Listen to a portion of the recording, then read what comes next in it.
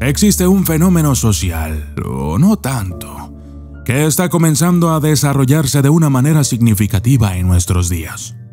Se trata de una condición en la que las personas suelen estar recluidas, separadas o aisladas y son un problema social del siglo XXI. Son un grupo de personas jóvenes con una gran fobia social. Se aíslan de todo y quedan encerrados en sus casas o cuartos, comúnmente viviendo del dinero que sus padres les otorgan. Esta situación acontece en todas las edades, desde niños hasta adultos, los cuales pueden pasar hasta 40 años viviendo de esta manera, hasta que finalmente mueren de la peor forma que les pueda suceder. Los japoneses llaman a este tipo de muerte Kodoskushi, o en español, muerte solitaria. Y yo soy el documentalista, y esto es Los Hikikomori, los sin vida.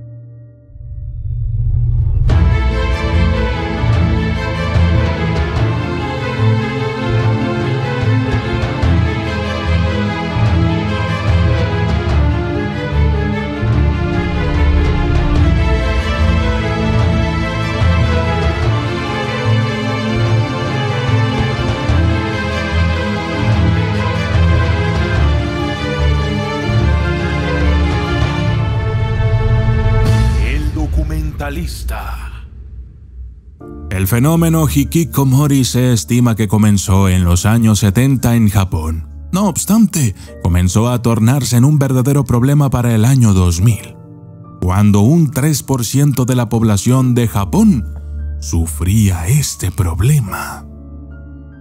Aún no existe una explicación clara para esta situación, pero existen algunas medidas para mitigarlo. Por ejemplo, existen campañas y acciones como las hermanas o hermanos de alquiler. Chicas o chicos que se rentan a cambio de dinero para socializar con el hikikomori y ayudarles a salir del problema. Existen también centros de rehabilitación donde los hikikomori son anexados y ahí les ayudan a reintegrarse a la sociedad de manera gradual. Pero no siempre es posible. Algunos hikikomori de hecho tienen empleo, trabajan por internet, pero muchos otros dependen activamente de sus padres e incluso viven con estos. Las causas que llevan a ciertas personas a desarrollar este tipo de problemas no están claras del todo, y existe un rango de motivos que lo pueden provocar. En los hombres, el acoso escolar, la presión laboral, la falta de amistades, la falta de hobbies o actividades, sentimientos de apatía o aburrimiento, gran dependencia al núcleo familiar, falta de dinero, adicción en la cultura de videojuegos, anime, manga, novelas, etc. Depresión. En las mujeres, el acoso escolar, odio a ellas mismas por no cumplir los estándares, falta de amistades, falta de hobbies o actividades, sentimiento de apatía o aburrimiento, falta de dinero, adicción a los videojuegos, anime, manga, novelas, depresión. Los síntomas se presentan por un tiempo prolongado. Los hikikomori simplemente van a su habitación, se recuestan y se quedan así por varios días. Este periodo es llamado Hikari Tomisu, que significa agua y luz, ya que, después de un tiempo, un hikikomori puede encontrar la luz y volver a la sociedad como si nada, o volverse una gota de lluvia perdida en la montaña, encerrarse y negarse a saber del exterior. En Japón, si no cumples con los estándares de la sociedad, simplemente puede ser considerado como un desperdicio. La urbanización, el internet y las redes sociales son factores por los que la gente cada día se siente más sola y se vuelven de mente cerrada, lo cual, a la larga, deriva en depresión y trastornos psicológicos graves. Se cree también que uno de los factores que orillan a las personas a tener este comportamiento son las extenuantes jornadas laborales. Un japonés trabaja 12 o incluso 16 horas al día. Esto evidentemente evita que las personas tengan tiempo para otras actividades. Se espera que las personas soporten muchas cosas sin quejarse o mostrar emociones. A muchos subordinados se les pide que trabajen horas extras y en algunos casos se les piden que mueran por exceso de trabajo.